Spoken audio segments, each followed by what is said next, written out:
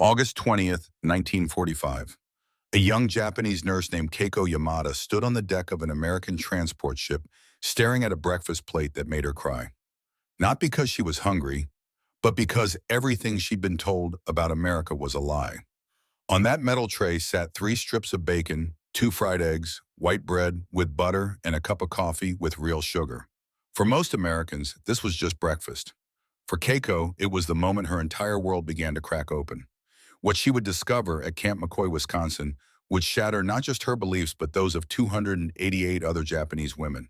And the story would change how they saw their own country forever. But first, you need to understand where she came from. If you or your father served in the Pacific, you'll want to hear this story. Hit that like button, and let's remember what really happened. July 1945. Guam. The war was ending, but nobody had told Keiko and her fellow nurses that surrender was coming.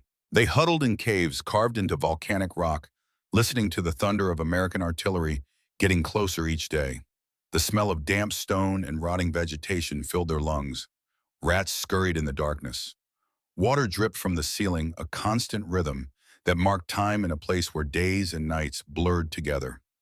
Keiko's skin had cracked from malnutrition.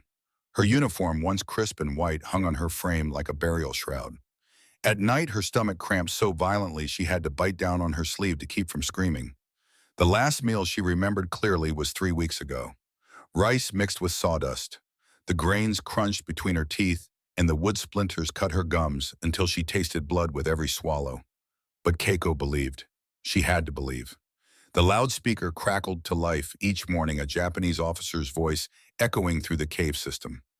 American soldiers are weak and starving. Their industries have collapsed. Hold on just a little longer. Victory is coming. The Emperor will prevail. Keiko pressed her hand against the rough stone wall and nodded. She had never left Japan before the war. She had no reason to doubt. Her instructors at nursing school in Yokohama had shown her propaganda films. American soldiers stumbling thin as reeds, their faces hollow with hunger. American cities burning. American children begging for rice. She believed because not believing meant her brother had died for nothing. In exactly 10 days, Keiko would take her first bite of American bacon. And that single bite would destroy everything she thought she knew. But the journey there would be even more shocking. Keiko Yamada was 23 years old, born and raised in Yokohama, the daughter of a potter. Her father made tea bowls so thin you could see light through them. Her mother painted cherry blossoms on ceramic vases that sold to wealthy families in Tokyo. They were not rich, but they were proud. Proud of their craft, proud of their country, proud of their son who volunteered to fight at Saipan. June 1944. The telegram arrived on a Tuesday morning. Keiko's mother collapsed in the garden. Her father stood perfectly still, holding the thin paper, reading the same 3 lines over and over. Your son died with honor. He fought bravely for the Emperor. His sacrifice will never be forgotten. Keiko found a letter her brother had written 2 weeks before he died. The paper was stained with something dark. Sweat, maybe, or blood. She never knew. His handwriting was shaky, the characters barely legible. But the final line was clear. Little sister, whatever happens to me, remember this. Never trust the Western devils. They will tell you lies. They will promise you mercy. But they are demons in human skin. Fight until the end.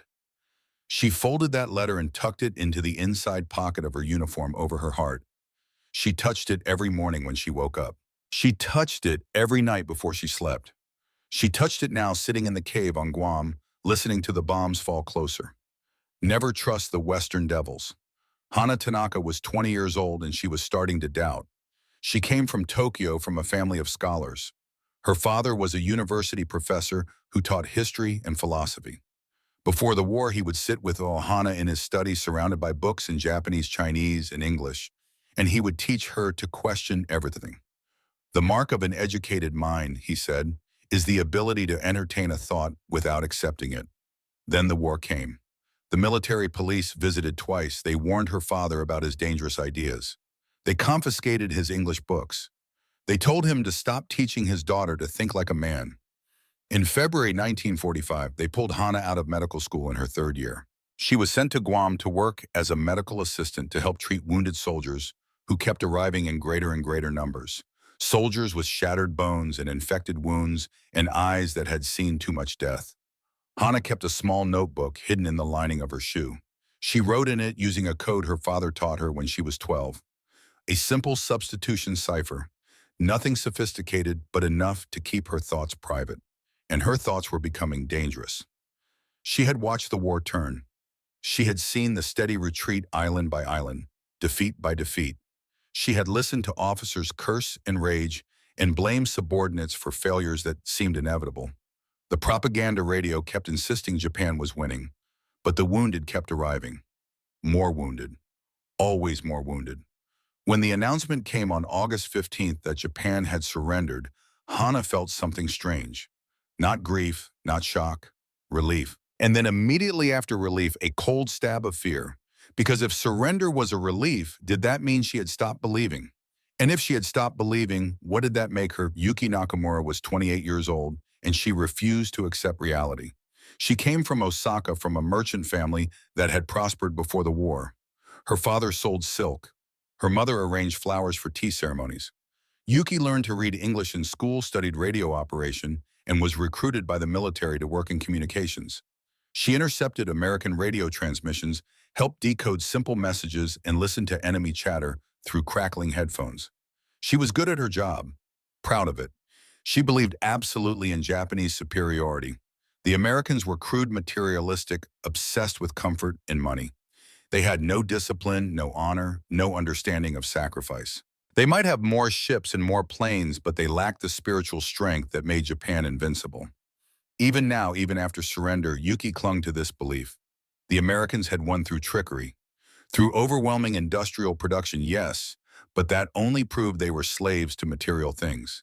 In matters of spirit, of culture, of true civilization, Japan remained supreme. She refused to look American soldiers in the eye. She considered it a form of spiritual surrender. She would be a prisoner of their bodies, yes, but never a prisoner of their ideas. On the morning of August 20th, 1989, Japanese women stood in a ragged line at the port in Guam. Most were nurses. Some were communications workers like Yuki. A few were students who had been conscripted into auxiliary roles. All of them were terrified. Rumors had spread through the caves. The Americans would throw them into the ocean. The Americans would experiment on them. The Americans would do worse things, things whispered about in darkness, things that made young women press their hands over their mouths to keep from sobbing. An American transport ship sat in the harbor, gray and enormous. Keiko had never seen a ship that large. It looked like a floating building, impossibly huge, impossibly solid. American soldiers stood at the gangplank directing the women aboard. Keiko watched them carefully, trying to reconcile what she saw with what she had been taught. The propaganda cartoons had shown Americans as stooped, weak men with soft hands and vacant eyes. But the soldier in front of her stood at least 6 feet tall. His shoulders were broad. His uniform was clean and pressed. His boots shone in the morning sun.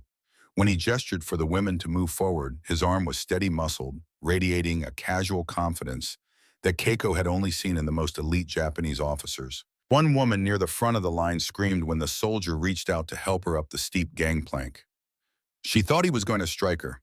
Instead, he steadied her elbow and said something in English, his voice surprisingly gentle. The interpreter, a Japanese-American man in his 40s, translated, "Watch your step, ma'am. It's slippery." Ma'am. Keiko had never heard an enemy soldier call a prisoner ma'am. The ship's interior was clean. Not spotless, not luxurious, but clean in a way that shocked Keiko to her core. The metal walls had been scrubbed. The floors were free of rust and grime. The bunks where the women would sleep had actual mattresses, thin but real and clean, white sheets and gray wool blankets. A young sailor, barely 20 years old, distributed the blankets. He smiled at each woman as he handed them out. Not a cruel smile, not a mocking smile, just a smile, as if this were normal. As if giving blankets to enemy prisoners was the most natural thing in the world. Keiko accepted her blanket and ran her hand over the fabric. It was softer than anything she had owned at home, softer than her mother's best winter coat, softer than the blanket she had slept under as a child. She sat on her bunk and pressed the wool against her face and cried. Not from fear, from confusion. Nothing was making sense. The smell hit her first. It was morning, the first morning aboard the ship, and Keiko woke to a scent so powerful and so foreign that for a moment she thought she was dreaming. It smelled like meat, like fat rendering, like something cooking that her body recognized on an animal level as food. Real food, not roots, not sawdust. Food. The sound came next, the clatter of metal trays, the murmur of American voices, the sizzle of something frying in a pan. Keiko followed the smell and the sound down a narrow corridor to a mess hall where long tables had been set up. American sailors sat at some tables eating breakfast and talking. At other tables, Japanese women huddled together, staring at the trays in front of them with expressions of disbelief. Keiko got in line. A cook, a large man with forearms like tree trunks, scooped food onto her tray. Bacon. 3 strips glistening with grease. 2 fried eggs, the yolks still runny. 2 slices of white bread. A pat of butter. A tin cup of coffee. A small bowl of sugar. She carried her tray to a table and sat down. Around her, women whispered frantically. A girl barely 19 years old named Michiko was crying. "It's a trick. They want us to age, so we'll let our guard down. Then they'll poison us." Yuki, sitting 2 tables away, spoke loudly. "This is psychological warfare. They want us to feel indebted. They want us to believe Japan was wrong to ration food. Don't fall for it." Hana said nothing. She just stared at her tray, her mind working through the implications. If this was standard food for prisoners, what did American soldiers eat? If this was how they fed people they had defeated, how did they feed their own children? Keiko picked up a strip of bacon. The grease coated her fingers. She brought it to her lips. The smell made her dizzy. She bit down. The taste exploded in her mouth. Salt, fat, smoke. Richness so profound it was almost painful. Her body, starved for months, roared with sudden desperate hunger. She chewed slowly, tears streaming down her face. It was real. This wasn't theater. This wasn't a trick. This was just breakfast. And if this was just breakfast, then every single thing she had been told about America was a lie. That bacon changed something in Keiko, but she wasn't ready to admit it yet. What she would see in 3 days would force her to face a truth even harder to swallow than American food. Over the next 2 days, the resistance crumbled. The first day, about 50 women refused to eat. They sat at the tables with their arms crossed, glaring at the food as if it were an insult. But by evening, the smell was too much. One by one, they picked up their forks. One by one, they tasted eggs and bread and meat. One by one, they started to cry. The second day, maybe 10 women still refused. Yuki was one of them. But even she was weakening. Keiko saw her staring at the bacon, her jaw clenched, her hands trembling. "This is what they want," Yuki muttered. "They want us to feel ashamed that our country couldn't feed us. They want us to abandon our pride." Hana, sitting across from Yuki, spoke quietly. "Or maybe they're just feeding us because that's what they do with prisoners. Maybe it's not about shame. Maybe it's just about decency." Yuki's head snapped up. "Decency? They dropped fire on our cities. They killed hundreds of thousands. And you call that decency?" Hana didn't answer. She just wrote in her hidden notebook. "If they're feeding us to make us feel Japan was poor, why is it working?" The third day, Michiko ate too much. She had gone from refusing to eat to eating with a desperation that worried Keiko. 3 plates of eggs, 4 pieces of toast, 6 strips of bacon. Her stomach, shrunken from months of starvation, couldn't handle it. By midday, she was doubled over screaming, clutching her abdomen as cramps ripped through her. Keiko ran for help. Within minutes, an American medic appeared. Corporal Davis, age 24, from Ohio. He knelt beside Michiko, his large hand surprisingly gentle as he pressed his palm against her forehead to check for fever. His voice was calm. "It's okay. You're okay. Just ate too much, too fast. It happens." He gave her medicine for the pain, warm water to sip slowly. He sat with her for 2 hours, monitoring her pulse, making sure she didn't vomit, speaking softly even though she couldn't understand his words. Keiko watched all of this in stunned silence. She had seen Japanese officers step over wounded soldiers to avoid the inconvenience of helping them.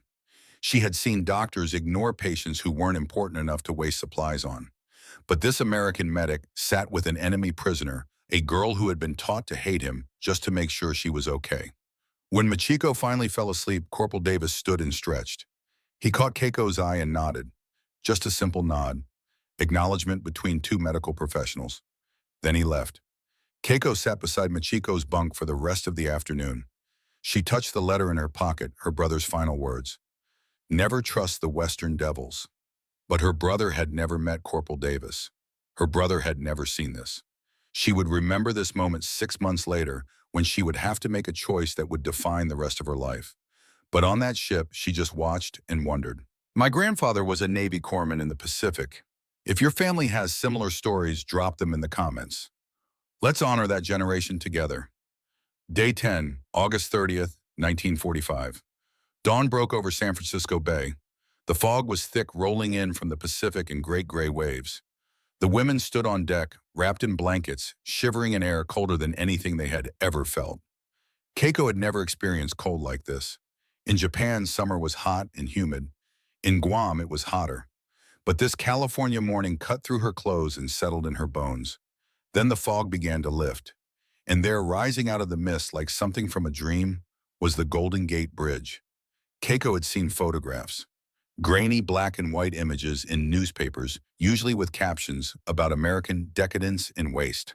But photographs couldn't capture this. The bridge stretched across the bay, impossibly long, impossibly high, its towers reaching into the sky like the pillars of a temple built by giants. The cables swooped in perfect arcs.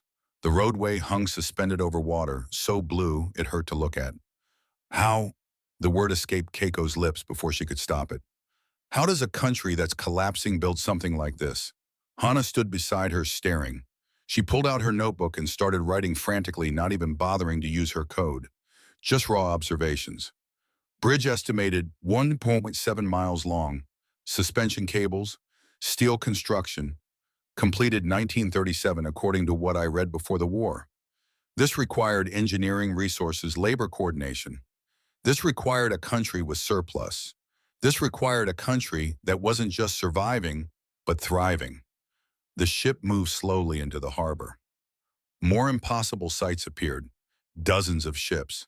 Not warships preparing for battle, but cargo ships, tankers, fishing boats, ferries moving back and forth in an endless rhythm of commerce and daily life. Cranes lined the docks, moving containers with mechanical precision. Warehouses stretched along the waterfront. Trucks waited in organized lines. Hana started counting. 1, 2, 3. Her voice rose. 20, 30. She stopped at 47. 47 large ships just in their immediate view, more than the entire remaining Japanese Navy. She turned to Keiko, her face pale. We had no chance from the very beginning. We never had a chance. The city rose behind the docks. Buildings. Not the low wooden structures of Japanese cities, but towers of steel and concrete and glass climbing 10 stories, 15 stories, 20 stories into the sky. Keiko tried to compare them to anything in Tokyo. Nothing compared.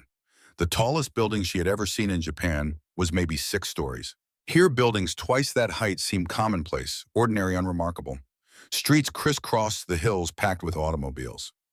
Not military vehicles, just regular cars. Civilian cars, more cars in one glance than Keiko had seen in her entire life in Yokohama. People walked on the sidewalks, going about their morning business. They looked healthy, well-fed. Their clothes were clean and whole. A boy, maybe 10 years old, stood at the edge of the dock eating an ice cream cone. Just standing there, licking ice cream on a Thursday morning as if it were the most normal thing in the world. He was taller and heavier than most 20-year-old Japanese soldiers Keiko had treated. His cheeks were round, his arms were sturdy. He looked like he had never missed a meal in his entire life. Yuki stood at the railing, gripping the metal so hard her knuckles turned white. She was staring at something on the dock. A poster. A war bonds poster, probably left over from the war effort, showing an American factory worker, muscular and confident, standing in front of an assembly line producing tanks. The text read, "Production wins wars." Keiko watched Yuki's face change. Watched the certainty crack.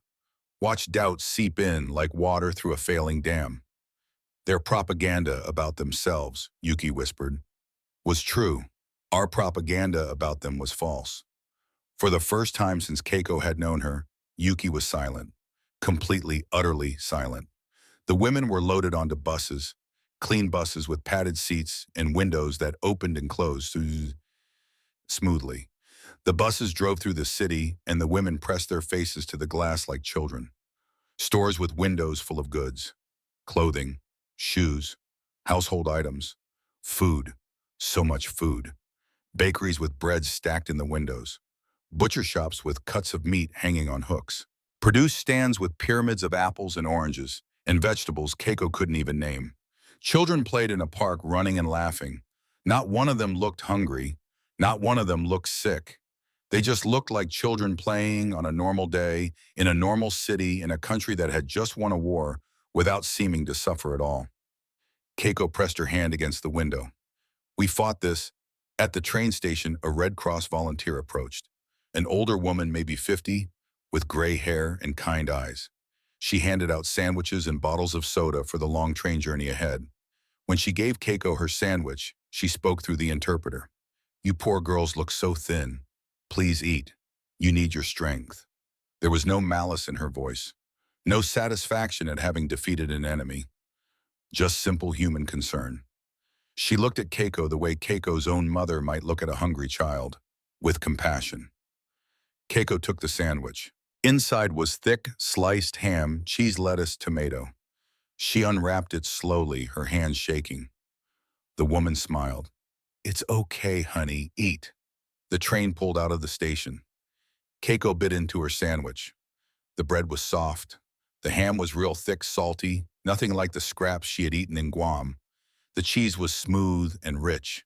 She chewed slowly, trying to make it last, trying to understand how this could be ordinary food for ordinary people. The train rolled east through California. The women sat in silence, watching America pass by the windows. Farmland stretched to the horizon. Fields of wheat golden in the late summer sun. Orchards heavy with fruit. Cattle grazing on hillsides so vast they seemed to go on forever. One cow Keiko thought staring at a herd in a pasture. One of those cows eats more food than a Japanese family consumed in a month during the war. Maybe more. As the train crossed into Nevada, the sun set behind them, painting the desert in shades of orange and red. Keiko leaned her head against the window, exhausted but unable to sleep. Her mind kept circling back to the same questions. How long had they known the generals, the politicians, the emperor himself? How long had they known that this war was unwinnable? How long had they sent men to die and women to starve for a victory that was always impossible? Hana sat across from her, writing in her notebook by the faint light of the train's overhead bulbs. Keiko didn't need to ask what she was writing. She knew. Hana was documenting everything. Every shock, every realization, every crack in the foundation of what they had believed. Yuki sat alone in the back of the car, staring out the window at nothing. Her lips moved slightly, as if she were arguing with someone who wasn't there. Herself, probably. The internal war between what she had believed and what she was being forced to see. The train rumbled through the night. Outside, the vast American darkness stretched away in all directions. But here and there, lights appeared. Small towns, isolated farms. Electric lights burning bright in the middle of nowhere, as if electricity were so abundant, so cheap, that people could waste it just to keep the night at bay. The interpreter, Mr. Hayashi, walked through the car, checking on the women. He stopped beside Keiko. How are you holding up? Keiko looked up at him. Mr. Hayashi, when did you come to America? 1920, I was 15. And you stayed, even though you're Japanese. I'm American, he corrected gently. I was born in Japan, but I'm American now. Why? He sat down across from her. Because America, for all its flaws, told me I could be whatever I wanted to be if I worked hard enough. And mostly that turned out to be true. He paused. Your country told you lies, Keiko. I'm sorry, but now you get to see the truth. What you do with that truth is up to you. He stood and continued down the car. Keiko watched him go, then looked down at her hands. Hands that had treated wounded soldiers who died anyway. Hands that had been taught to serve an empire that fed its people sawdust and called it loyalty. She touched the empty pocket where her brother's letter used to be. She had taken it out that morning and held it over the side of the ship, ready to let it go. But she couldn't, not yet. She had folded it carefully and tucked it back into her uniform. She wasn't ready to let go of her brother, but she was starting to let go of his words. The train rolled on through the American night, carrying 289 Japanese women toward a place called Camp McCoy, Wisconsin. Toward showers with unlimited hot water. Toward food they couldn't imagine. toward a reckoning with truth that would change them forever. The train crossed into Wisconsin on September 3rd, 1945. 3 days of constant emotion. 3 days of watching America unfold like a map that kept revealing more impossible details. Through Nebraska's endless grasslands where cattle outnumbered people. Through Iowa's cornfields that stretched beyond the horizon so vast that Keiko stopped trying to see where they ended. Through small towns with neat white houses and churches with tall steeples and main streets lined with the shops that looked prosperous even in the early morning light. The landscape changed as they entered Wisconsin. Dense forests of pine and oak pressed close to the tracks. Lakes appeared like mirrors dropped into the green reflecting clouds and sky. The air coming through the train windows carried a scent Keiko had never encountered before. Cool, clean, sharp with the smell of pine needles and earth and something else she couldn't identify. Later, she would learn it was the scent of a place where water was abundant, where nothing had to fight quite so hard to survive. The women had been quiet for hours, that heavy silence that comes not from having nothing to say, but from having too much. Hana filled another page in her notebook. Yuki stared out the window with eyes that saw but didn't blink. Michiko slept with her head against the glass, her face peaceful for the first time since Guam. Camp McCoy appeared through the trees without warning. Guard towers, but no machine guns mounted in them. Fences topped with barbed wire, but the gates stood open. Long wooden barracks painted a dull green. A water tower with the camp's name painted in white letters 20 feet high. An American flag snapping in the wind on a pole that seemed absurdly tall. The train hissed to a stop. Soldiers appeared, not threatening, just efficiently directing the women to form lines. Their movements were practiced, professional, almost bored. This was routine for them. Just another group of prisoners arriving at just another camp on just another Tuesday afternoon. But for Keiko, stepping off that train onto Wisconsin soil felt like stepping onto another planet. A woman in a military uniform approached. Older, maybe 45, with iron gray hair pulled back in a tight bun. Her uniform was crisp despite the afternoon heat. Her posture was straight without being rigid. She carried herself with the kind of authority that doesn't need to announce itself. Lieutenant Margaret Wilson, chief nurse, the woman who would run their lives for the next 8 months. She spoke through Mr. Hayashi, her voice calm and measured. "Welcome to Camp McCoy. You are prisoners of war under the protection of the Geneva Convention. You will be treated with dignity and respect. No one here will harm you. You will be given housing, food, medical care, and the opportunity to work if you choose. If you have any problems or concerns, you may bring them to me or any member of my staff. Do you understand?" The women nodded, unsure what else to do. "Good. Follow Sergeant Miller. He'll show you to your quarters." Quarters. Not cells, not pens. Quarters. The barracks were simple wooden structures raised slightly off the ground on concrete blocks. Inside, rows of metal framed beds lined both walls, each with a mattress, a pillow, 2 blankets, and a footlocker. Bare light bulbs hung from the ceiling every 10 feet. Windows along both sides could be opened to let in the breeze. The floor was clean swept recently, smelling faintly of pine soap. Keiko chose a bed near the middle of the room. She sat on the mattress and pressed down with her hand. It gave slightly, not soft exactly, but not hard either. She lay back and stared at the ceiling. The mattress held her weight without complaint. She could stretch out fully. Her feet didn't hang off the end. There was room. "This is better than my bed at home," Michiko whispered from the next bunk. No one disagreed because it was true. A young woman in a different uniform appeared in the doorway. Not military exactly, something else. She wore a gray dress with a white collar and a small pin that said, "Matron." Betty Morrison, age 35, from Milwaukee. Her face was round and friendly, her smile genuine, as she addressed the group through the interpreter. "Ladies, if you'd like to shower and change into clean clothes, the washroom is through that door. Take your time. Use as much hot water as you need." One of the women raised her hand timidly. She spoke in Japanese. Mr. Hayashi translated. "How long are we permitted to shower?" Betty looked confused. "Until you're clean, honey, however long that takes." The woman persisted. "Is there a time limit? 5 minutes? 10 minutes? Betty's confusion deepened. "No, dear. No time limit. Just use what you need." The women looked at each other. Several faces showed open disbelief. Yuki muttered something that sounded like impossible, but she didn't say it loudly. The washroom was a long rectangle with white tile walls and a concrete floor that sloped slightly toward drains. 20 shower heads protruded from the walls at regular intervals.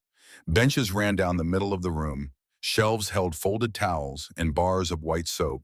Everything was clean. Institutional, yes, but meticulously maintained. Keiko turned on one of the shower taps. Water sputtered, coughed, then began to flow. She adjusted the temperature knob. The water grew warmer. Warmer still. Hot. Actually hot.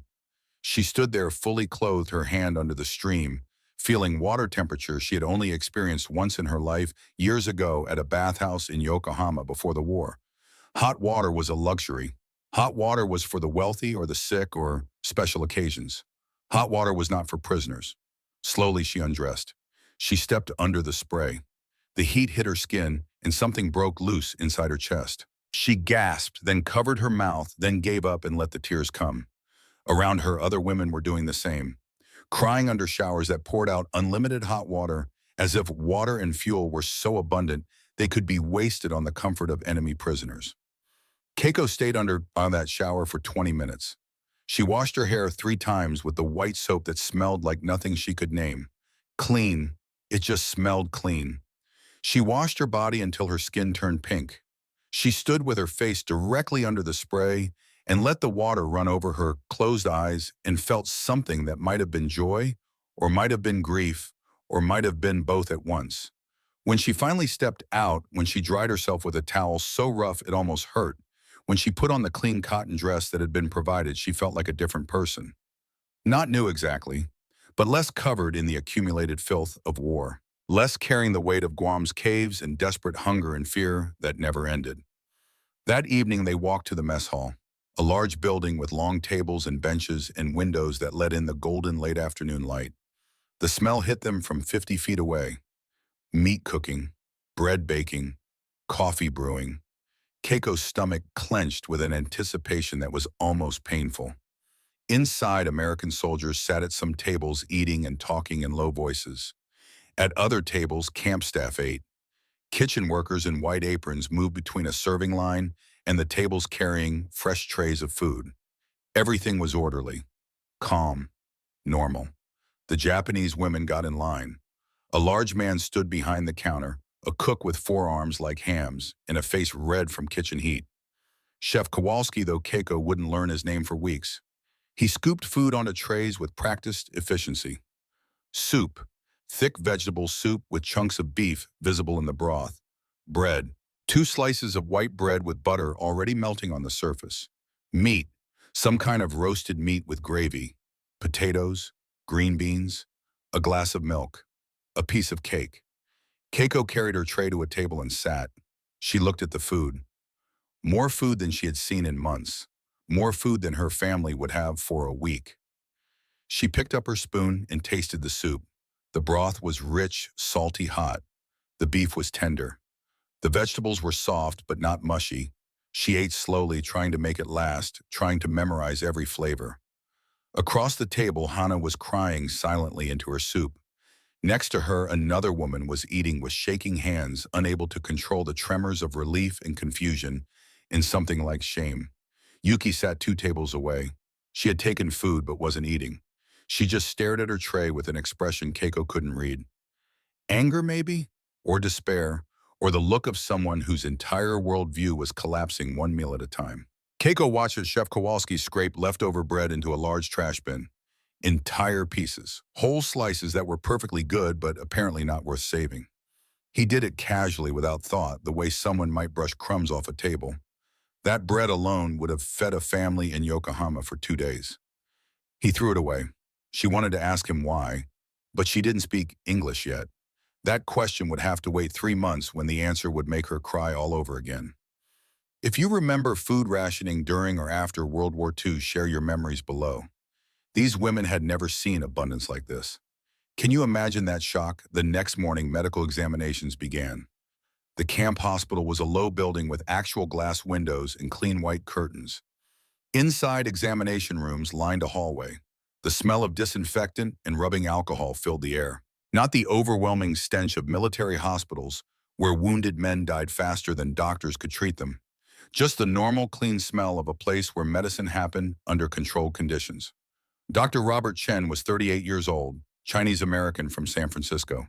He had volunteered for military service in 1942 and spent 3 years treating soldiers in the Pacific Theater. Now he was here at Camp McCoy checking on the health of women who had been enemies last month and were now just patients who needed care. Keiko was called into his examination room mid-morning. Dr. Chen gestured for her to sit. He spoke through Mr. Hayashi, his voice professional but not unkind. "I'm going to do a basic health check. Height, weight, general physical condition. It won't hurt. If anything makes you uncomfortable, just let me know." He measured her height first. 5 feet 3 inches, 160 centimeters. Average for a Japanese woman. Then the scale.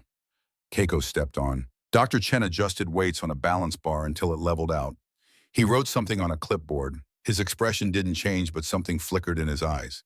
Concern, maybe. 92 pounds, he said through the interpreter. 42 kilograms. Keiko nodded. That sounded right. She had been heavier before the war, maybe 50 kilograms. But 42 seemed reasonable given everything that had happened. Dr. Chen sat on a stool and looked at her directly. "Keiko, by American medical standards, you are severely malnourished. Dangerously so." She blinked. "But I'm a military nurse. I'm healthier than most of my colleagues."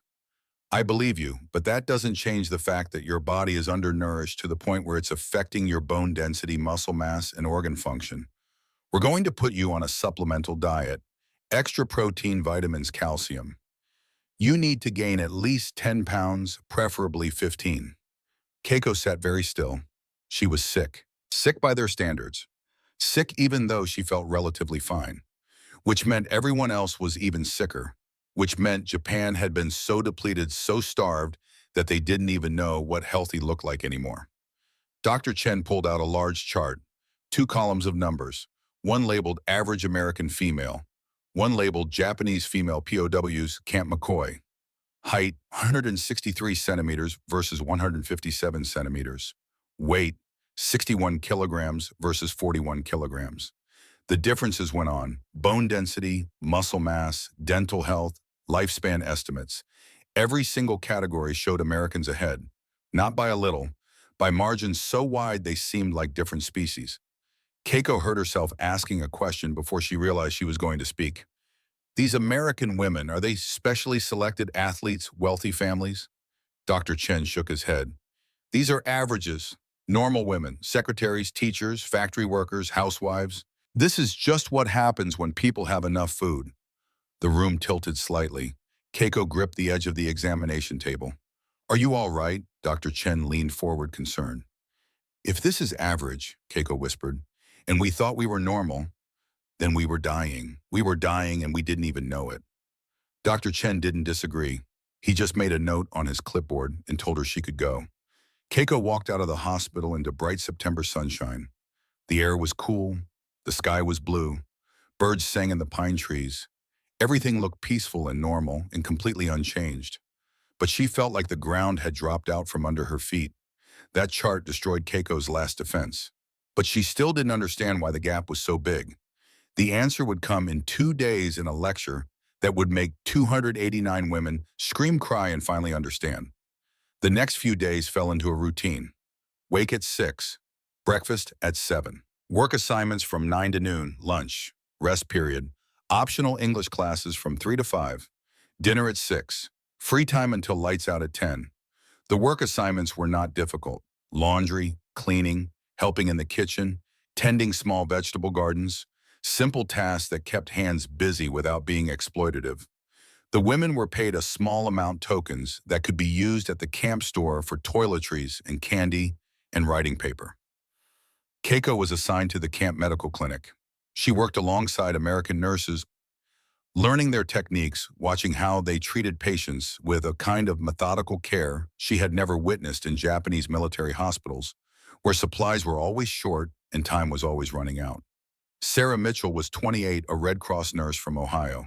She had kind eyes and steady hands and patience that seemed infinite. She showed Keiko how to properly bandage wounds using American techniques, how to prepare injections with precision, how to sterilize instruments in an autoclave instead of just boiling them. The smell of iodine became familiar. The bright electric lights that let you actually see what you were doing became normal. The abundance of bandages and gauze and medical tape stopped being shocking and started being just how things were. Sarah spoke slowly when Keiko was nearby, using simple words, gesturing when necessary. Over time, Keiko started to understand without the interpreter. Basic words. Patient. Medicine. Careful. Good. One afternoon, Private Jim Walker came to the clinic with a cut on his hand. Nothing serious, just a deep scratch from working on a truck engine. He sat patiently while Sarah cleaned and bandaged the wound. Keiko assisted, handing over supplies, watching the procedure. Jim was 27 years old, from Iowa, from a farming family. He had joined the Army in 1943, served in the Pacific, seen things he didn't talk about. Now he was here, waiting for discharge papers, helping maintain vehicles and buildings in a camp for enemy prisoners. When Sarah finished, Jim looked at Keiko. He spoke slowly. "Thank you." Keiko understood those words. She nodded. Jim pulled out his wallet and extracted a photograph. Creased and worn from being carried through a war, he held it out. "My family, Iowa, farm." The photograph showed 5 people standing in front of a white farmhouse. A man and woman in their 50s, probably his parents. 3 younger people, Jim and 2 siblings maybe. Everyone was smiling. Behind them, fields stretched to the horizon. A barn, a tractor, a tree sitting at the father's feet. Keiko took the photograph, carefully holding it by the edges. She studied the faces. They looked happy, healthy, normal. Just a family on a farm in a place called Iowa. Jim pointed to each person. Father, mother, brother, sister, me. Then he pointed to Keiko and raised his eyebrows. A question through Mr. Hayashi, who happened to be nearby. Keiko answered. "My parents are in Yokohama. My mother paints pottery. My father makes tea bowls. My brother died at Saipan in June 1944. Jim's face changed. The easy smile faded. He was quiet for a long moment. Then he spoke and Mr. Hayashi translated.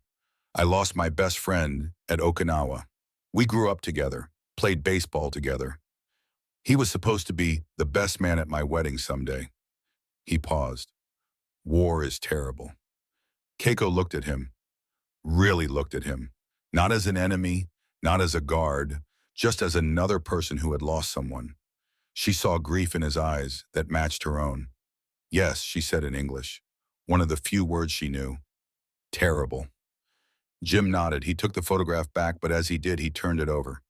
On the back, written in pencil, was an address. Walker Farm, Cedar Rapids, Iowa. He made a writing gesture with his hand, then pointed to the address, then to Keiko. "An offer. If you ever need help, write to me." Keiko felt tears prick her eyes. She couldn't speak. She just nodded.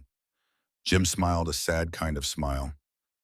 "Friend," he said, pointing to himself, then to her. "Friend," Keiko repeated. He left. Keiko stood holding the image of that address in her mind. A farm in Iowa. A place so far from Guam and Yokohama and all the places where people had died. A place where maybe somehow enemies could become something else. She would remember this moment 6 months from now, when everything changed again. But for now, she just went back to work, her heart feeling slightly less heavy than before. September 7th, 1945. 2 days after arriving at Camp McCoy, the women were assembled in a large hall normally used for recreational activities. Folding chairs had been set up in rows. A blackboard stood at the front of the room. Lieutenant David Miller, 33 years old, former high school history teacher from Michigan, stood beside the blackboard holding a piece of chalk. The women filed in nervously. Mandatory attendance, they had been told. An educational lecture about what no one had explained. Keiko sat near the middle. Hana sat beside her notebook, already open. Yuki sat in the back, arms crossed, face set in an expression of determined resistance. Lieutenant Miller waited until everyone was settled. He spoke through Mr. Hayashi, his voice clear and measured. The tone of a teacher, not a soldier. "Good afternoon. Today we're going to discuss the American economy and industrial production during World War II. I know some of you may believe that what you've seen here at Camp McCoy is staged, that we're trying to deceive you, that this food and these facilities are somehow special, not representative of America as a whole. He paused. I'm going to show you why that's not true. I'm going to show you numbers, facts, and I want you to understand that these numbers are from official records. I can provide documentation if anyone wishes to see it. He turned to the blackboard and began to write. Aircraft production, 19 bore, United States 96, 318, Japan 28, 180. The room went silent. Not the silence of peace, but the silence of shock. The silence of people doing math in their heads and not liking the answer. Miller continued writing, naval vessels, 1942 to 1945. United States 2710, Japan 248. Tanks and armored vehicles, 1944, United States 88, 410. Japan 2, 515. The numbers kept coming. Ammunition production, steel production, oil refining capacity. Every category showed the same pattern. American production at levels that seemed impossible. Japanese production at levels that, seen in comparison, were almost laughable. Keiko stared at the blackboard. Her mind struggled to process what she was seeing. Almost 100,000 aircraft in a single year. How was that even possible? Japan's factories had worked at maximum capacity and produced 28,000. America had produced more than 3 times that amount, while also fighting a war in Europe, while also feeding its population, while also maintaining civilian life at a level where children could eat ice cream and families could drive automobiles. Hana's pencil dropped. The sound of it hitting the floor echoed in the silent room. 3-1, Hana whispered. Just an aircraft. 3-1. She looked at Keiko, her face pale. They knew. Our generals knew. They had intelligence. They must have known these numbers or something close to them, and they sent us a fight anyway. A woman in the front row, Akiko, aged 25, a widow whose husband had died at Iwo Jima, stood up. Her voice shook. Why, if these numbers are true, why did they tell us we could win? Why did they send our husbands and brothers and sons to die in a war that was already lost? Lieutenant Miller met her eyes. I can't answer that, ma'am. I don't know what your leaders were thinking. But I can tell you that by any objective measure, by any rational calculation, Japan could not win this war. Not after 1942. Probably not even before that. Akiko's legs gave out. She sat down hard, her body shaking. Yuki stood up in the back. Her face was red. Her fists were clenched. She shouted in Japanese, her voice ragged. You're lying. This is propaganda. You're trying to break us. You're trying to make us hate our own country. Mr. Hayashi translated, though his voice was gentle. Lieutenant Miller didn't look angry. He just looked sad. I understand your reaction, Miller said. I would feel the same way. But these numbers are verifiable. I have documentation from both American and Japanese sources. You are welcome to review them. Yuki screamed something else, words tumbling over each other too fast to translate. Then she collapsed, just fell like a puppet with cut strings. 2 women caught her before she hit the floor. Lieutenant Wilson appeared from the back of the room with a medical bag. She knelt beside Yuki, checking her pulse, her pupils. Panic attack, she said quietly. Get her to the clinic. As they carried Yuki out, the rest of the room dissolved into chaos. Women crying, women shouting, women sitting in stunned silence with faces that had gone blank with shock. Keiko sat frozen. She stared at those numbers on the blackboard. 96, 318 aircraft. Her brother had died in June 1944, right in the middle of the year when America had built almost 100,000 planes. He had died thinking his sacrifice mattered, thinking Japan might still win, thinking his death served the emperor and the nation. He had died for numbers he never knew existed. She stood up slowly, walked down the aisle, walked right out of the hall into the September afternoon.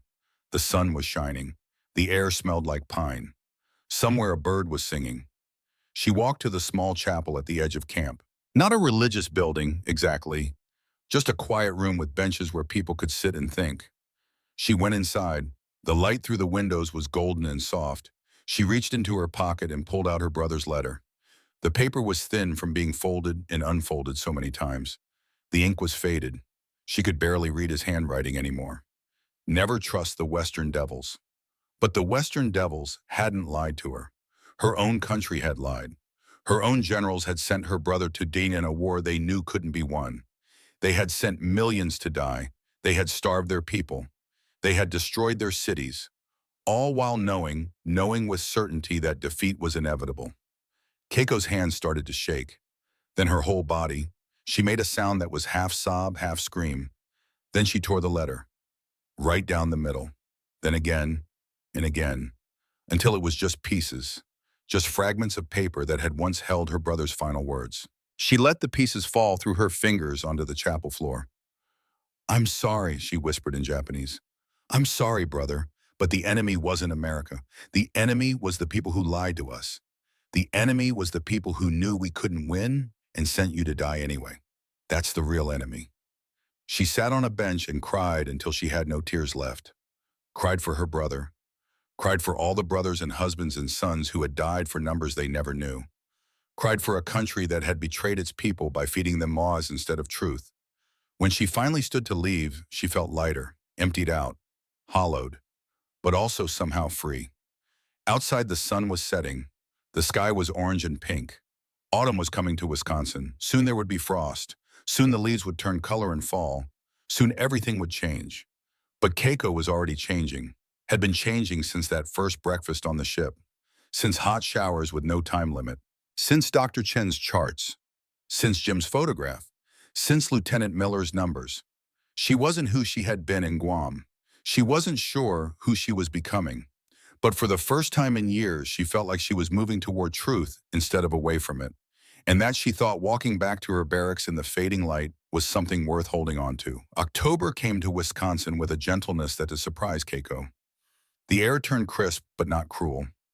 Leaves on the oak trees shifted from green to gold to orange, then drifted down in slow spirals that reminded her of cherry blossoms in spring. Mornings brought frost that melted by noon, leaving the grass sparkling and wet. The sun still warmed the afternoons, but evenings required sweaters, and the wool blankets on their bunks became necessary rather than decorative. The camp settled into rhythms: work, meals, English classes, sleep, repeat. But beneath the routine, something was shifting. The women were changing. Not all at once, not uniformly, but changing nonetheless. 3 groups had formed distinct as the seasons. Keiko's group, about 150 women, had accepted what they could no longer deny. They attended English classes religiously. They volunteered for extra work duties. They asked questions about America, about democracy, about systems of government they had never been allowed to study. They were like students who had been given their first real textbooks after years of propaganda pamphlets. Hungry to learn, desperate to understand. Mrs. Helen Morrison taught the English classes. 52 years old, a retired elementary school teacher from Madison who had volunteered to help at the camp. She had gray hair worn in a soft bun, reading glasses that hung on a chain around her neck, and a patience that seemed genuinely bottomless. She taught them the alphabet first, 26 letters that looked nothing like the characters Keiko had learned as a child. Strange symbols that somehow unlocked an entire language. A apple, B boy, C cat. Keiko repeated the words, her tongue struggling with unfamiliar sounds. The R sound especially gave her trouble. It came from the back of the throat in a way Japanese never did. She practiced walking back to her barracks. Red, rabbit, river, rain. After 6 weeks, she could write simple sentences. "My name is Keiko. I am from Japan. I want to learn." Mrs. Morrison praised every attempt, corrected every mistake with kindness. When Keiko successfully wrote her first full paragraph in English, Mrs. Morrison smiled so widely that her eyes disappeared into wrinkles. "Excellent work, Keiko. You're a natural." Keiko felt a warmth in her chest that had nothing to do with the heated barracks. Pride. Real pride. Not the manufactured pride of serving an empire, but the simple satisfaction of learning something difficult and doing it well. Hana's group, about 80 women, had moved beyond simple acceptance into active questioning. They spent their free time in the camp library, a small building with maybe 500 books. But those 500 books contained ideas that Japan had banned or burned or simply never allowed to exist.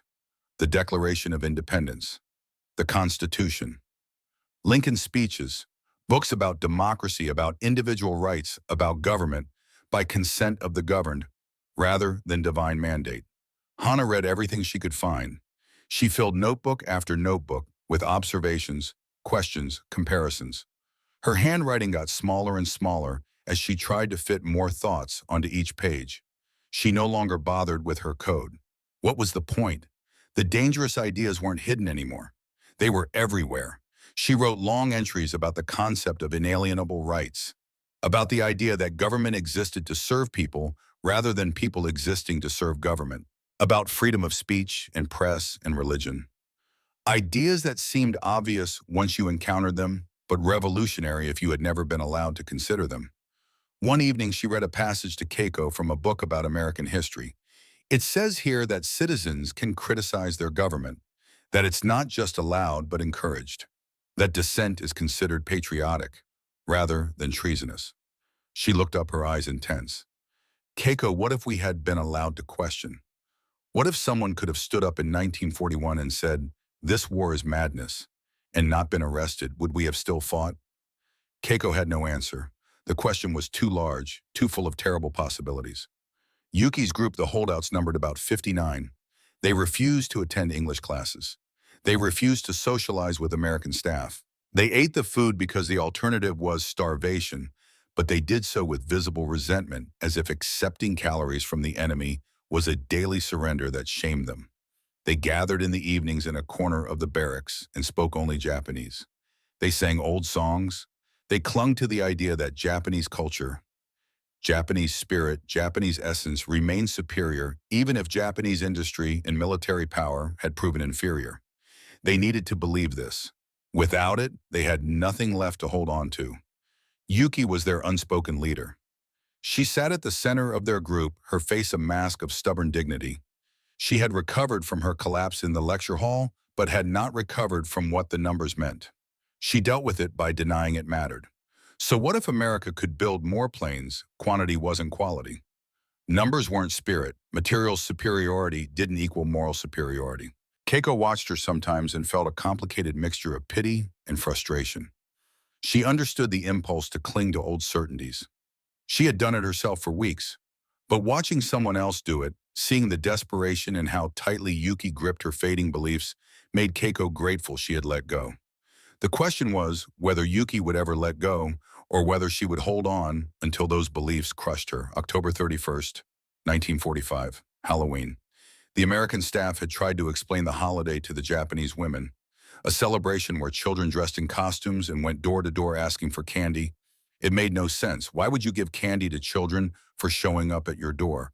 Why would children be allowed to wander the streets at night? Why would adults encourage this chaos? But on Halloween afternoon, children began appearing at the camp. The sons and daughters of staff members, of soldiers stationed nearby, of families from the town a few miles away. They came in costumes that ranged from elaborate to improvised. Pirates, princesses, cowboys, ghosts made from bed sheets with eye holes cut out, a small boy dressed as a soldier, his father's hat sliding down over his eyes. They had set up tables near the camp entrance, far enough from the barracks to maintain security, but close enough that the Japanese women could watch from behind the fence. American staff handed out candy from large bowls. The children shouted "trick or treat" with voices high and excited. Parents stood nearby chatting with each other, relaxed and smiling. Keiko stood at the fence with a dozen other women watching this strange ritual. The children were so healthy, so loud, so unafraid. They ran and laughed and demanded candy with the confidence of people who had never known hunger, never known fear, never known anything but abundance and safety. A little girl, maybe 7 years old, broke away from her parents and ran toward the fence. She wore a pink princess costume with a plastic crown and a wand with a star on top. Her cheeks were round. Her smile showed missing front teeth. She stopped a few feet from the fence and stared up at the Japanese women with open curiosity. "Are you from Japan?" she asked. The women looked at each other, not understanding. Mr. Hayashi happened to be nearby. He translated. Several women nodded. The girl reached into her candy bag and pulled out a chocolate bar. She walked right up to the fence and held it out through the chain link. "Happy Halloween. You should have candy too." Michiko was standing closest. She hesitated, looking at the chocolate like it might be a trap. Then slowly, carefully, she reached through the fence and took it. "Thank you," Michiko said in English. 2 words she had learned. The girl beamed. "You're welcome. Your dress is pretty." Michiko was wearing one of the simple cotton dresses provided by the camp. Nothing special, nothing pretty. But the girl said it like she meant it. "You're so pretty," the girl added, still smiling. Then her mother called. "Emily, come back, honey." The girl waved a big, enthusiastic wave with her whole arm. "Bye, happy Halloween." She ran back to her parents, her costume trailing behind her, already distracted by the next adventure. Michiko stood holding the chocolate bar like it was something precious, like it was something more than candy. Tears ran down her face. Keiko looked away from Michiko, and her gaze found Yuki. Yuki stood about 10 feet back from the fence. She had come to watch, even though she pretended not to care. She had seen the whole exchange. Her face was wet. She wasn't making any sound, wasn't acknowledging the tears at all, but they ran down her cheeks in steady streams.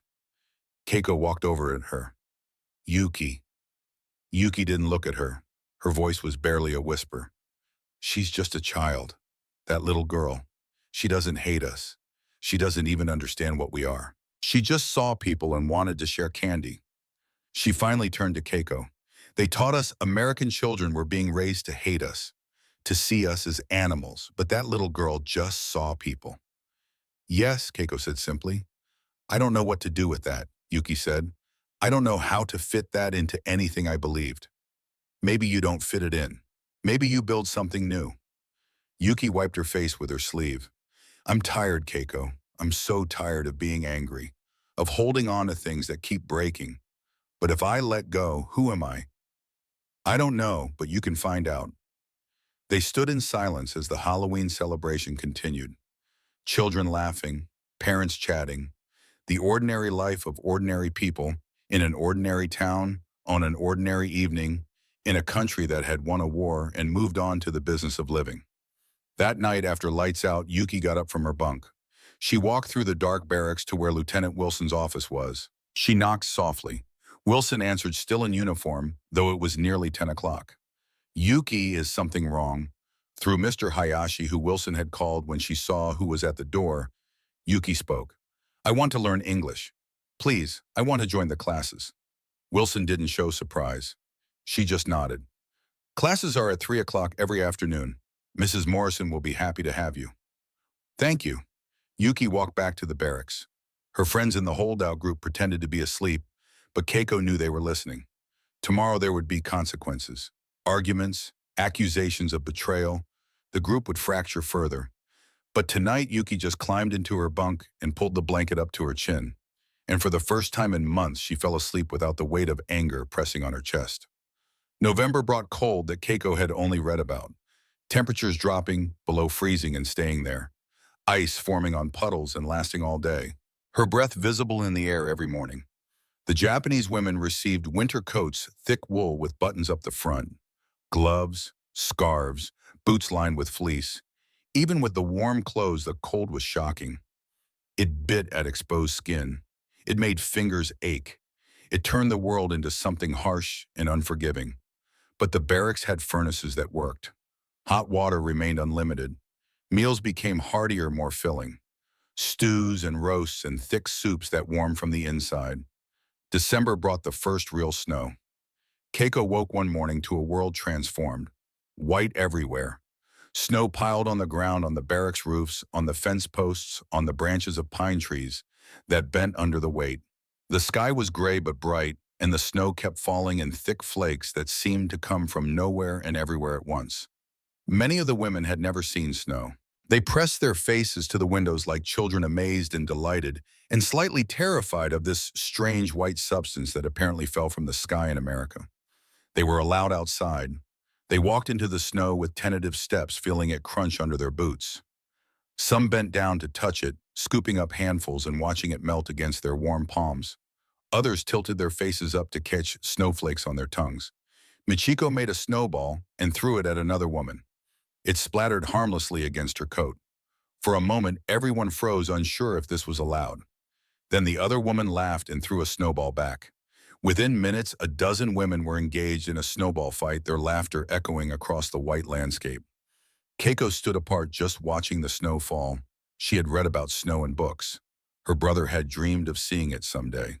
But he had died on a tropical island where it never got cold, where palm trees grew and rain fell warm. He would never see this, would never feel snow on his face, or make a snowball, or understand how beautiful winter could be. She wasn't crying, she had cried all her tears already. She just stood in the falling snow and felt the complicated weight of being alive when so many were not. February 1946, Winter Thanksgiving. Lieutenant Wilson had gathered the women in the mess hall for an announcement. Ladies, I know you're wondering why we've asked you here. In America, we have a holiday called Thanksgiving. Usually it's in November. It's a day when we think about what we're grateful for when we share a meal with family and friends. We missed the official date this year, so we're having what we call a winter Thanksgiving. Tomorrow evening, there will be a special dinner. American staff and Japanese prisoners will eat together. We want to thank you for your cooperation, your hard work, and your willingness to learn. And we want to acknowledge that the war is over. You're not our enemies anymore. Tomorrow, you're our guests. The next evening, the mess hall had been transformed.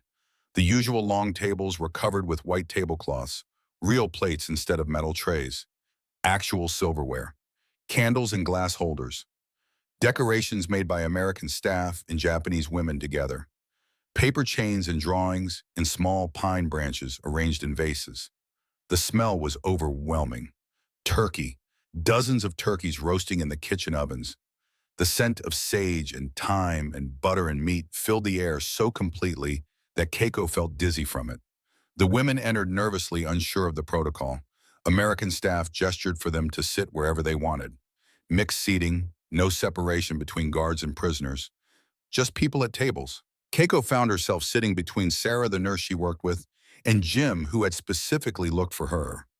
Across the table sat Hannah and a young soldier from Kansas.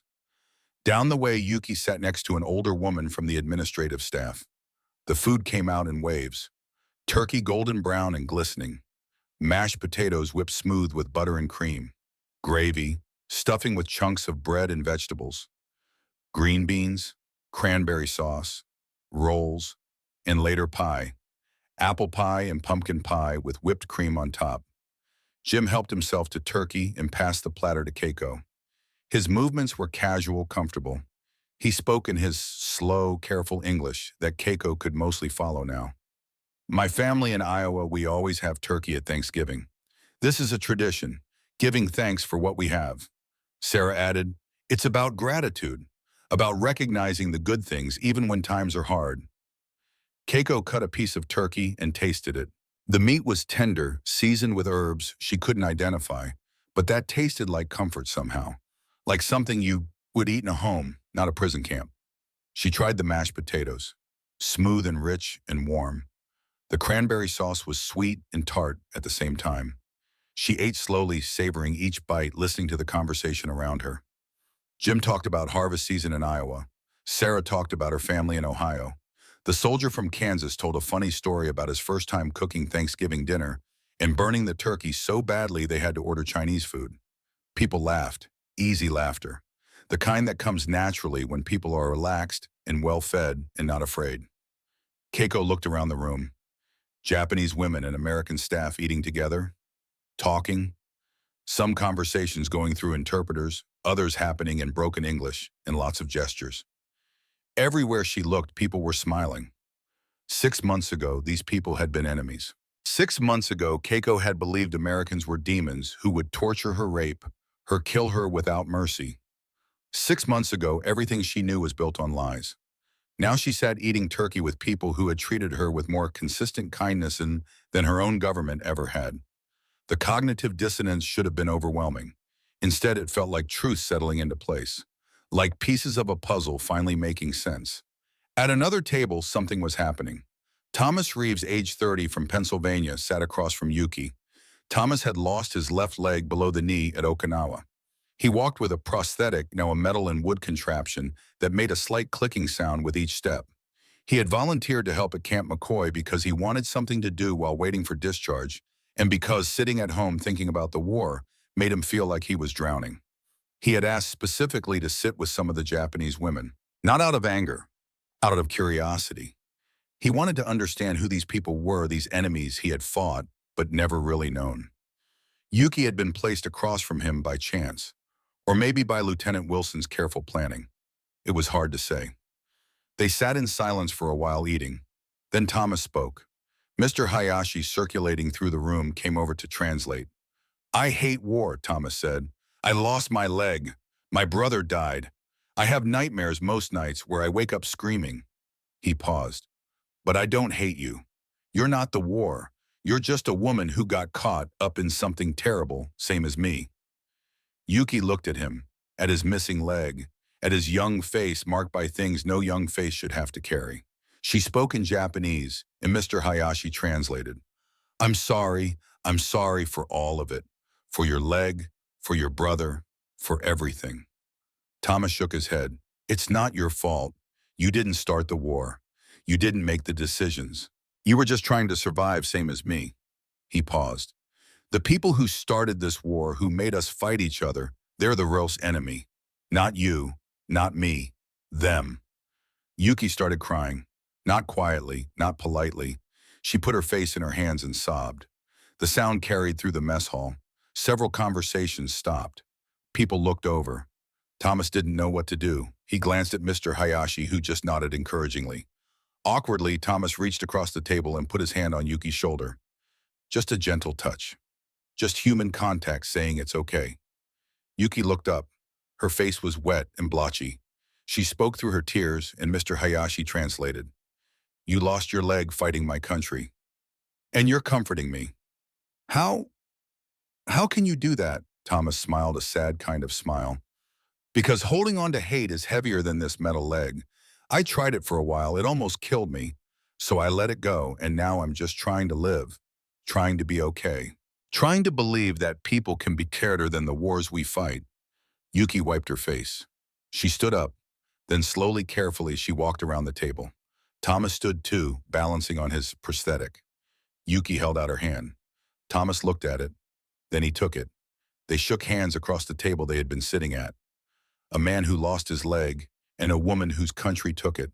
Shaking hands, choosing peace. The mess hall erupted in applause.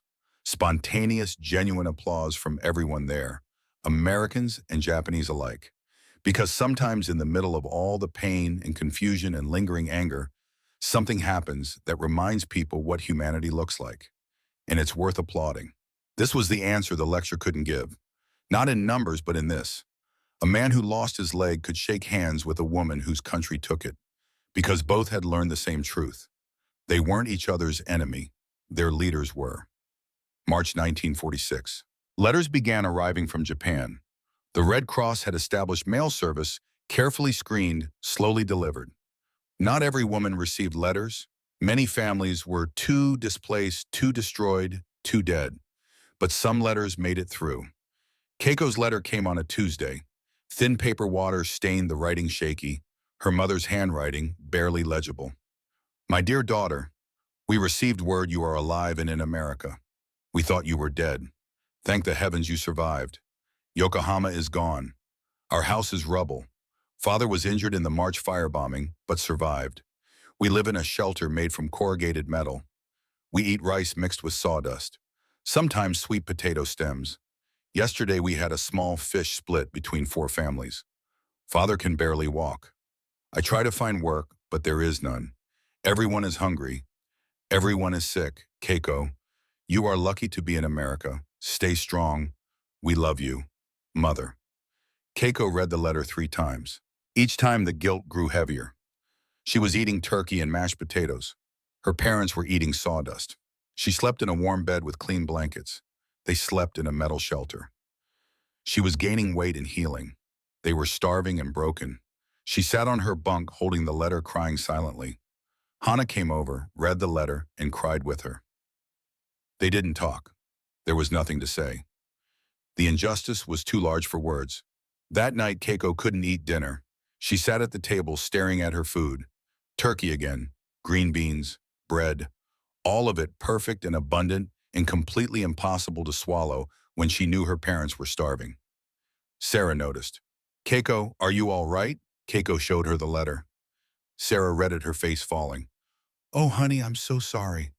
They're hungry. They're dying, and I'm here eating. How can I eat? Sarah put her hand over Keiko's. You eating doesn't make them hungrier. You starving yourself doesn't feed them. The best thing you can do is stay healthy, stay strong so that when you go home, you can help them. The logic was sound, but it didn't make the guilt lighter. April came with news. The women would be repatriated, sent home. Exact dates were still unclear, but probably May or June. The war had been over for 9 months. It was time to return them. The reactions were complicated. Joy at going home, fear of what home had become, relief at seeing family again, dread at leaving the abundance and safety of Camp McCoy. About 20 women, including Machiko, submitted formal requests to stay in America. All were denied. Geneva Convention required prisoners be repatriated unless they could prove their lives would be in danger upon return. Wanting to stay because America had better food wasn't grounds for asylum. Hana completed her journal, 200 pages filled with observations, analysis, comparisons between Japanese and American systems of government. She titled it, From Darkness to Light, a Japanese POW in America. She wrote in both Japanese and English parallel translations, wanting the work to be accessible to both peoples. Lieutenant Wilson read the English portions. She sat in her office with the notebook open, tears running down her face. When she finished, she called Hana in. "This is extraordinary. You should publish this. When you get home, when things stabilize, this needs to be published." Hana nodded. "Maybe someday, when Japan is ready to hear it." Keiko spent her last weeks at Camp McCoy working in the medical clinic, learning everything Sarah could teach her. Modern techniques, American methods, better ways to treat infection, to set bones, to manage pain. She filled her own notebook with medical knowledge, determined to take something useful home. Yuki spent her last weeks in English class learning as much as she could. She had progressed from simple words to full conversations. Not fluent, but functional. She could ask questions. She could express ideas. She could connect with people across the language barrier. May 15, 1946, Departure Day. The women assembled in the early morning dressed in the clothes provided by the Red Cross. Each carried a small bag with 2 sets of clothing, toiletries, and $20 in American money. Everything they owned in the world fit in a bag they could carry in one hand. Lieutenant Wilson gave a short speech. "You came here as prisoners. You leave as friends. You've seen America. You've seen what we're about. Take that knowledge home. Build something better. Build peace, because the world can't survive another war like this." The goodbyes were hard, harder than anyone expected. Sarah hugged Keiko, both of them crying. "You're going to be an amazing doctor. Help your people. Heal them. And remember, you always have a friend in Ohio." Mrs. Morrison gave Hannah a dictionary, English to Japanese, Japanese to English, thick and heavy and precious. "Keep writing. The world needs your voice." Mrs. Anderson, the elderly volunteer who had brought cookies week after week, hugged Machiko. "Write to me, sweetheart. Promise me you'll write." Machiko sobbed into the old woman's shoulder. "I promise, Mother. I promise." Thomas shook Yuki's hand one more time. "Peace, Yuki. Real peace." "In peace, Thomas. Always in peace." Jim found Keiko by the bus. He held out the photograph of his family. "Keep it, so you remember you have friends in Iowa." Keiko tried to refuse. "This is yours, your family. And now you're part of that family. Keep it and write, please write." Keiko took the photograph. She hugged him, quick and awkward, then pulled back. "Thank you for everything, for being friend." "Always friends," Jim said, "no matter what." The buses pulled away, 289 women heading back to San Francisco, back to ships, back to Japan, back to a country destroyed and starving and trying to rebuild from ashes. They looked out the windows at Camp McCoy disappearing behind them, at the pine forests and small towns, an ordinary American landscape they had lived in for 9 months. 9 months that had changed everything. Keiko held Jim's photograph carefully. Beside her, Hana clutched her dictionary. Across the aisle, Yuki pressed her hand against the window in a gesture that might have been goodbye, or might have been gratitude, or might have been both. The train took them west across America one more time, the same route in reverse. But they weren't the same women who had made this journey 9 months ago. Those women had been full of fear and hate and lies. These women were full of truth and confusion and something that might eventually become hope. June 1946, Yokohama Harbor. The ship docked in a city that looked like a photograph of hell. Buildings reduced to skeletal frames. Entire neighborhoods flattened. Rubble everywhere. People moving through the ruins like ghosts, thin and pale and desperate. Keiko stood on the deck and stared at what remained of her home. Nothing looked familiar. The landmarks she had known her whole life were simply gone, erased. The city had been bombed so thoroughly that rebuilding didn't seem possible. It seemed like they would just have to start over from nothing. Families waited at the dock, small clusters of people hoping their daughters and sisters and wives had survived. Many faces showed disappointment when their person wasn't among those disembarking. Many showed joy when they were. Keiko saw her parents. Her mother looked 20 years older, her face deeply lined, her body bent. Her father limped badly, leaning on a cane made from a piece of pipe. They stood together, searching the crowd. Keiko walked down the gangplank. When her parents saw her, her mother screamed, a sound of pure relief and joy. They rushed forward as fast as her father could move. They hugged her, all three of them crying and holding each other. "You're alive," her mother kept saying. "You're alive. You're alive." They took her home, not to the house she remembered, that was rubble, but to a small shack made from salvaged wood and corrugated metal in what used to be their neighborhood. One room, no electricity, no running water, a small hibachi for cooking, thin futons on the floor. Her parents asked about America. Keiko tried to explain. Hot water with no limits, food at every meal, buildings 20 stories tall, cars everywhere, people who treated prisoners with kindness. Her father listened quietly. When she finished, he cried. "We were lied to. We knew, but we didn't want to believe. We sent millions to die for a war we couldn't win. I'm sorry, Keiko. I'm sorry we let them do that to you." That night, Keiko lay on the thin futon and stared at the ceiling. Outside, she could hear others in nearby shelters, coughing, crying, the sounds of a nation trying to survive. She thought about Camp McCoy, about warm beds and full meals, and Sarah's patient teaching, and Jim's photograph, which she had hidden carefully in her bag. About a place where even enemies could become friends if they were willing to see each other as human. Japan would rebuild. It would take years, maybe decades, but it would rebuild. And Keiko would help. She would go back to medical school, finish her training, become a doctor. She would teach young doctors the American techniques she had learned. She would help heal the people her country's leaders had sacrificed. She would live for truth, because her brother had died for lies, and someone had to balance that scale. On a spring morning in 1950, Keiko Yamada sat at her desk in a small clinic in Tokyo. 4 years had passed since she returned from America. 4 years of medical school, of building a practice, of helping Japan heal one patient at a time. On her desk in a simple frame was the photograph of Jim's family farm in Iowa. She kept it there as a reminder of where she had been, of what she had learned, of the fact that people could be better than their governments, kinder than their propaganda, more human than their wars. She picked up her pen and began writing another letter to Jim. She had written every few months since returning. He always wrote back, simple letters about farm life and his family and rebuilding tractors. She wrote about her patients in Japan's slow recovery and cherry blossoms blooming without the shadow of war hanging over them. Today she had good news to share. A young girl with a severe infection treated successfully using the American techniques Sarah had taught her. The girl would live, would grow up, would have a future.